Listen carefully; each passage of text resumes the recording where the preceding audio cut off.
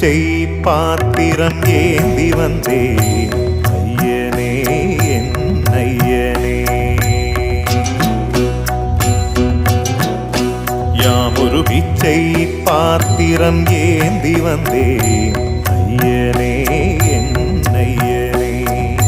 பிண்டம் என்னும் எலும்பொடு சதை நரம்புதிரமும் அடங்கிய உடம்பு எனும் மாதா உன்